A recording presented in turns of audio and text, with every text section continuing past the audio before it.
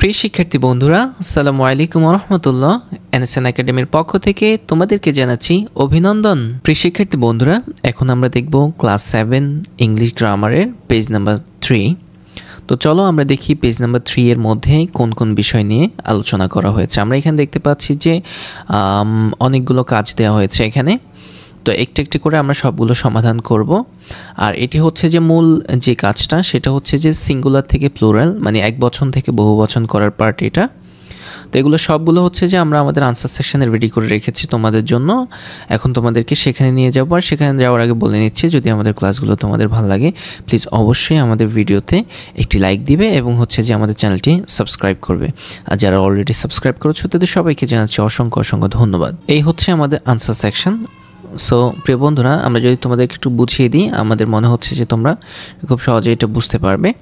তো দেখো, প্রথমত এখানে বলা হয়েছে যে কয়েকটা শব্দ দেওয়া হয়েছে, কয়েকটা নাউন দেওয়া হয়েছে। এগুলাকে কী করতে?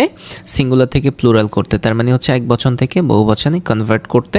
তো আমরা এটা হচ্ছে যে কনভার্ট করেছি এভাবে, যেমন হর্স, এটার হচ্ছে সিঙ্গুলার নাম্বার, এটার প্লুরালটা হচ্ছে যে হর্সেস। এখানে হচ্ছে যে কি যুক্ত হয়েছে? শুধুমাত্র একটা এস যুক্ত হয়েছে।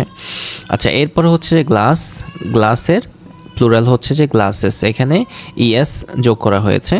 এরপর হচ্ছে যে পেন্সিল, পেন্সিলের প্লুরাল হচ্ছে যে পেন্সলস, এখানে হচ্ছে যে একটা এস যুক্ত করলে এটা প্লুরাল হয়ে যাচ্ছে।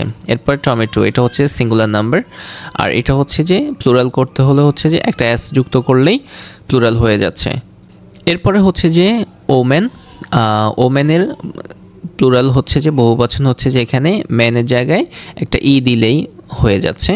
এরপর হচ্ছে উইশ, উইশের প্লুরাল নাম্বারটা হচ্ছে যে ইএস, ইএস যুক্ত করলেই হচ্ছে যে এটা বহুবচন হয়ে যাচ্ছে। এরপরে ফ্রেন্ড, ফ্রেন্ডের হচ্ছে ফ্রেন্ডস, যেটা তোমরা অলরেডি জানো। এরপরে হচ্ছে ওয়ে, ওয়ের সাথে একটা এস যুক্ত করলেই হয়ে যাচ্ছে ওয়েজ, এটা হচ্ছে যে প্লুরাল। এরপরে টুথ, টুথের হচ্ছে যে প্লুরালটা হচ্ছে যে টিথ।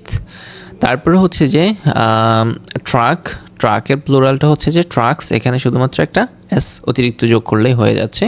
এরপর হচ্ছে যে মানকি, মানকির হচ্ছে যে মানকিজ, একটা এস যুক্ত করলে এটার প্লুরালটা হয়ে যাচ্ছে। এরপর আই, আইয়ের সাথে একটা এস যুক্ত করলে আইজ হয়ে যাচ্ছে। তার মানে আমরা দেখতে পেয়েছি যে এখানে সিঙ্গুলার একটা নাউনকে কিভাবে প্লুরাল নাউন করতে হয় সেটা আমরা দেখতে পেয়েছি। এস দিয়ে ইএস যুক্ত করে এগুলাকে প্লুরাল করা হয়।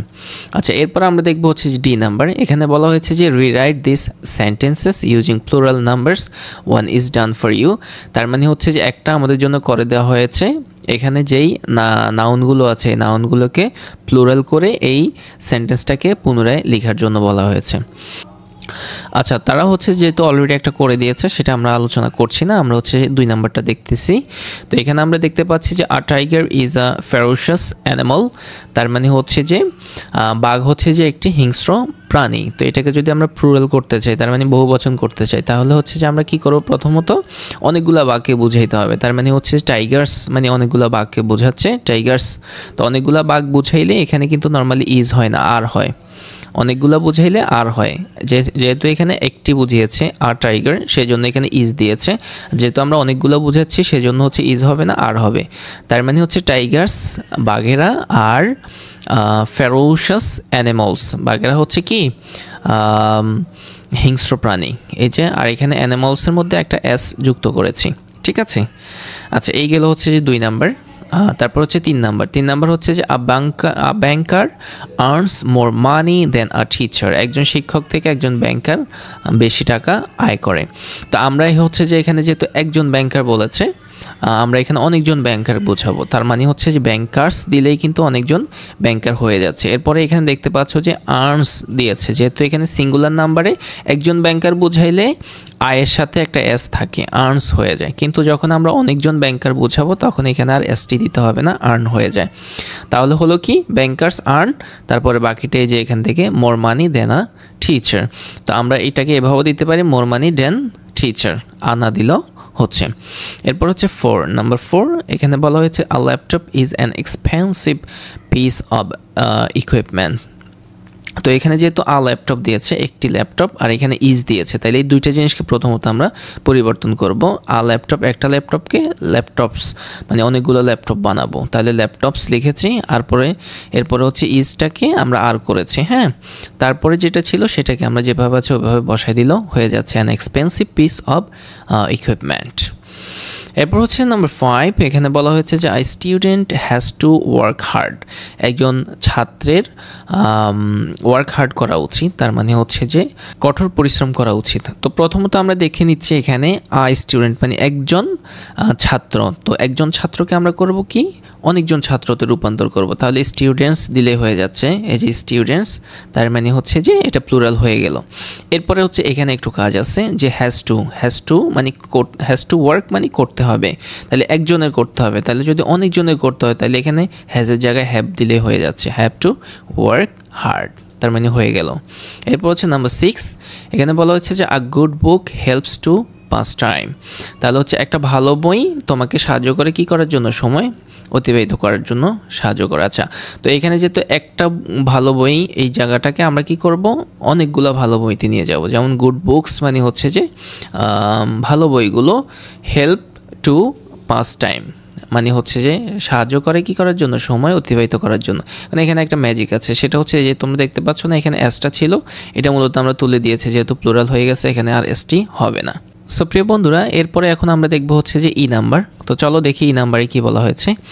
ই নাম্বারে আমার এখানে যেটা বলা হয়েছে যেটা যে complete this sentences with a singular or plural number, এই যে সেন্টেন্সটা অসম্পূর্ণ আছে খালিঘর দিয়ে, তারা হচ্ছে যে একটা ব্লাঙ্ক দিয়ে সেন্টেন্সটা অসম্পূর্ণ রেখেছে। এই ব্লাঙ্কে কি হবে, তার এখানে দুইটা অপশান দিয়েছে, একটা হচ্ছে সিঙ্গুলার আর একটা হচ্ছে প্লুরাল, কোনটা হবে এটা আমরা বাছাই করে এখানে বসাতে হবে। তো অনেক চমৎকার। তো চলো আমরা শুরু করি। প্রথমত এখানে বলা হয়েছে যে the stops outside our house. আচ্ছা, এখন কথা হচ্ছে যে আমার কোন জিনিসটা দেখে আমি আসলে প্রথমত এটাকে চিহ্নিত করবে এখানে কি সিঙ্গুলার হবে নাকি প্লুরাল হবে, একদম সহজ। তোমরা প্রথমে খেয়াল করবে যে এটা হচ্ছে একটা ভার্ব, এটার সাথে কি আছে এস, এটার সাথে এস আছে মানে হচ্ছে যে আমরা এর আগে বলেছি যে সিঙ্গুলার থাকলে এখানে এসটা থাকবে, তার মানে প্লুরাল থাকলে এখানে এসটা থাকবে না। তো যেহেতু আমরা এখানে দেখতে পাচ্ছি যে এসটা আছে, আমরা ধরেই নিচ্ছি যে এখানে কার হবে, তার মানে সিঙ্গুলারটাই হবে, কার বসছে। ঠিক আছে, ক্লিয়ার? আচ্ছা, এরপরে দেখো এখানে 2 নাম্বারটা যেটা বলা হচ্ছে the dash were waiting for me. এখন এখানে কি হবে, এটার জন্য খুব সহজ, এখানে হচ্ছে যে প্লুরাল হলে ওয়্যার বসবে আর সিঙ্গুলার হলে ওয়াজ বসবে, ওয়াজ। সিঙ্গুলার হলে ওয়াজ বসবে আর প্লুরাল হলে ওয়্যার বসবে। তো যেহেতু আমি বুঝতে পেরেছি এখানে প্লুরাল, তো সেই জন্য আমি চিলড্রেনটাকে নিয়ে নিচ্ছি। হ্যাঁ, এরপর হচ্ছে নাম্বার 3তে বলা হয়েছে যে দ্য এরপরে dash are in the shelf. এই যে এখন এখানে আমি কোনটা বাছাই করবো, কি বুক বাছাই করবো না বুকস বাছাই করব, সেটার জন্য আমি হচ্ছে যে এই যে এখানে আরটা ক্লু একটা পেয়ে গেলাম। আর থাকলে হচ্ছে যে আমাকে প্লুরালটা বাছাই করতে হবে, আর যদি এখানে ইজ থাকলো তাহলে আমি সিঙ্গুলারটা বাছাই করতাম। যেহেতু আর আছে তাহলে আমি বুকস বাছাই করেছি। ক্লিয়ার? আচ্ছা, এরপর হচ্ছে number 4, do you know the man that lives next door. আচ্ছা, এখন কথা হচ্ছে এই যে এখানে আমি কোনটা বাছাই করবো, ম্যান নাকি মেন, কোনটা বাছাই করব। এটার জন্য আমার ক্লুটা হচ্ছে যে লিভের পর একটা এস আছে, তার মানে আমি বুঝতে পেরেছি যেহেতু এখানে এসটা আসছে তার মানে এটা সিঙ্গুলার, প্লুরাল হলে তো অবশ্যই এসটা আসতো না, তো সেই জন্য আমি ম্যানটা বাছাই করে নিয়ে নিলাম। খুব সহজ না? আচ্ছা, এরপর হচ্ছে যে 5 number the dentist pulled out the dash that was hurting. আচ্ছা, এখন এখানে কোন জিনিসটা হবে, এটার জন্য খুবই সিম্পল, এই যে ওয়াজ আছে, যদি এখানে প্লুরালটা হইতো টিথ হইতো তাহলে এখানে ওয়্যার হইতো, যেহেতু এখানে ওয়াজ দিয়েছে তার মানে এখানে টুথ। খুবই সুন্দর না?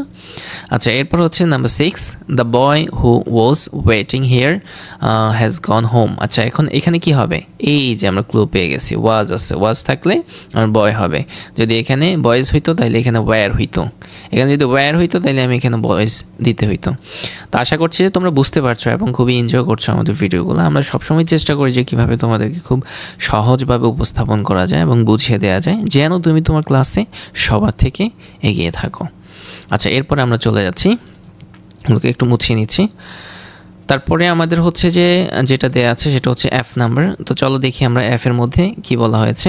এফ এ হচ্ছে যে আমরা দেখতে পাচ্ছি এখানে বলা হচ্ছে complete this sentences with a singular or plural verbs. আচ্ছা, এবার বলছে যে সিঙ্গুলার এবং প্লুরাল ভার্বস দিয়েই হচ্ছে যে এটা ফিল আপ করার জন্য। খুবই চমৎকার। এই যে দেখো আমরাও পারবো।